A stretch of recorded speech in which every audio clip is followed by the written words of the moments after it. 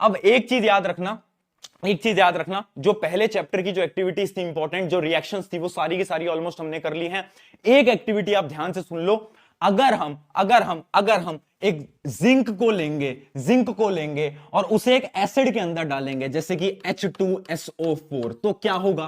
तो क्या होगा भैया बोलो यार, तो क्या होगा? क्या होगा? जो होगा मंजूर खुदा होगा? नहीं, इसमें क्या होगा? इसमें ZnSO4 बनता है और हाइड्रोजन गैस रिलीज करती है। अब मेरा एक सवाल आपसे, जो कि एग्जामिनर का भी आपसे सवाल बन जाएगा, कि जो हाइड्रोजन गैस है उसकी टेस्टिंग कैसे करते हैं? उसकी टेस्टिंग कैसे करते हैं? पॉप साउंड, पॉप साउंड याद रखेंगे बेटा, पॉप साउंड टेस्ट से। किससे करते हैं बेटा? पॉप साउंड टेस्ट से। तो जो हाइड्रोजन गैस यहां पर बनेगी, यहां पर जो हाइड्रोजन गैस बनेगी उसकी टेस्टिंग हम कैसे करते हैं? उसकी टेस्टिंग हम करते हैं कैसे? पॉप साउंड टेस्ट से। याद रखेंगे, वेरी इंपॉर्टेंट, बार बार ये सवाल पूछा गया हाइड्रोजन गैस की टेस्टिंग के ऊपर। आगे बढ़ते हैं, अगली ये रिएक्शंस में आपको ऑलरेडी बता चुका हूं। एक इंपॉर्टेंट चीज जो है वो यहां पर आप नोट करिएगा, ये बड़ी इंपॉर्टेंट है, देखो ये बड़ी इंपॉर्टेंट है, जो कि आपका पीएच।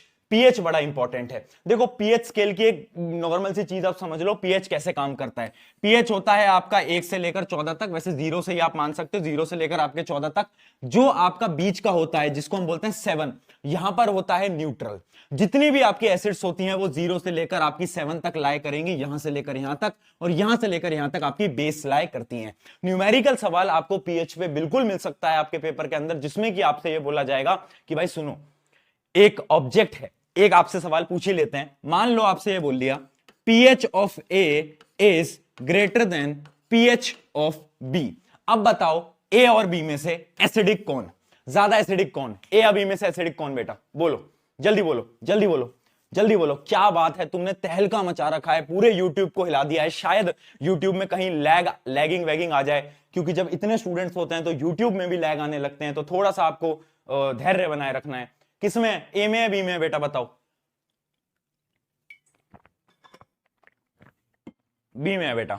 देखो, जिसका पीएच कम होगा, जिसका पीएच कम होगा मतलब उसका पीएच इस तरफ होगा, जिसका पीएच कम होगा उसका पीएच इस तरफ होगा। इसका क्या मतलब है? याद रखना, जिसका पीएच कम वो ज्यादा एसिडिक, जिसका पीएच ज्यादा वो ज्यादा बेसिक। याद रखेंगे, तो इसका उत्तर होगा आपका बी। इस प्रकार से आपका पीएच का सवाल आएगा। अब एक टेबल के अंदर सारी इंपॉर्टेंट रिएक्शंस को देख लो, एसिड बेस की सारी रिएक्शंस। देखो, पहली है आपकी क्लोर एल्कलाई प्रोसेस। याद रखना, वेरी इंपॉर्टेंट, पेपर में एक सवाल क्लोर एल्कलाई का बिल्कुल बनेगा, और आज मैं बोल रहा हूं पेपर उठा के देखोगे सवाल दिख जाएगा, इसलिए सतर्क रहें। क्लोर एल्कलाई प्रोसेस के अंदर क्या होता है? क्लोर एल्कलाई प्रोसेस के अंदर हम NaOH बनाते हैं। कैसे बनाते हैं? रिएक्शन देख लो फटाफट से। NaCl को लेते हैं और पानी को लेते हैं, NaCl और पानी को मिलाते हैं, सोल्यूशन को क्या बोलते हैं? दिमाग के अंदर घोड़े दौड़ाओ, फटाफट ब्राइन सोल्यूशन। ब्राइन सोल्यूशन को हम क्या करते हैं? इलेक्ट्रोलाइसिस करते हैं। क्या बनता है? NaOH, Cl2 और H2। Very important, very important, ठीक है। NaOH कहां पर काम आता है? यूजेस कहां है? यूजेस जरूर देख लेना, preparation of soaps and detergent, बहुत इंपॉर्टेंट। 1,20,000 स्टूडेंट यहां पर आ चुके हैं, एक बार फिर ताली बजाएंगे, खड़े हो जाओ, जोश में आ जाओ। अगल बगल के अंकल आंटियां डर जाएंगे, क्या हो गया भाई यार इसका, क्या?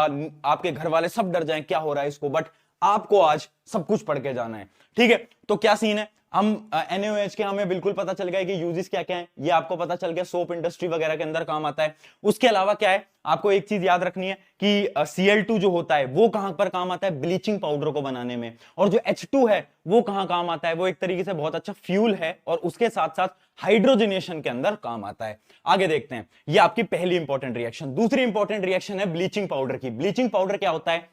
CaOCl2। बेटा याद रखेंगे, CaOCl2। अब ये कैसे बनता है? हम क्या करते हैं? हम लेते हैं आपका लाइम वाटर, और उसको क्या करते हैं? Cl2 से मिक्स कर देते हैं। Very important reaction. ये 2-3 रिएक्शन सारी इंपॉर्टेंट है, ध्यान से सुन लो। और उससे हमारा क्या बन जाता है? Bleaching powder. ब्लीचिंग पाउडर का काम क्या है वो आपको पता है। जितने भी आपके स्विमिंग पूल्स वगैरह होते हैं वहां पर क्या डाला जाता है? ब्लीचिंग पाउडर, ताकि पानी साफ हो जाए, ठीक है। आगे देखते हैं, बेकिंग सोडा। बेकिंग सोडा की ये जो रिएक्शन है उतनी इंपॉर्टेंट नहीं है, तो अगर आप इसे याद नहीं कर पाओ तो कोई टेंशन वाली बात नहीं है, बट अगर कर पाओ तो अच्छी चीज है। बेकिंग सोडा हमारा बहुत ज्यादा इंपॉर्टेंट है, पहले ही बता देता हूं क्यों। क्योंकि बेकिंग सोडा इज यूज्ड कहां पर? बेकिंग सोडा कहां यूज किया जाता है? बेकिंग सोडा होता क्या है? बेकिंग सोडा होता है NaHCO3। कहां यूज किया जाता है? ये यूज किया जाता है फायर एक्सटिंग्विशर्स के अंदर, फायर एक्सटिंग्विशर्स के अंदर कॉम्पिटेंसी के अंदर सवाल आएगा कि बेकिंग जो आपका पाउडर है, बेकिंग सोडा है, वो क्यों यूज किया जा रहा है फायर एक्सटिंग्विशर के अंदर? क्योंकि याद रखना, जब जब जब इस बेकिंग सोडा को हीट करते हैं तो एक गैस निकलती है, उस गैस को हम बोलते हैं कार्बन डाइऑक्साइड। और कार्बन डाइऑक्साइड क्या करती है? ऑक्सीजन को कट कर देती है। और जैसे ही उसने ऑक्सीजन को कट करा तो क्या हुआ भैया? जैसे ही उसने ऑक्सीजन को कट करा तो भैया ऑक्सीजन खत्म, fire over, tata bye bye goodbye. तो समझ गए, याद रखेंगे बेकिंग सोडा NaHCO3 मेन काम फायर एक्सटिंग्विशर के अंदर यूज होता है। क्यों यूज होता है बता दिया।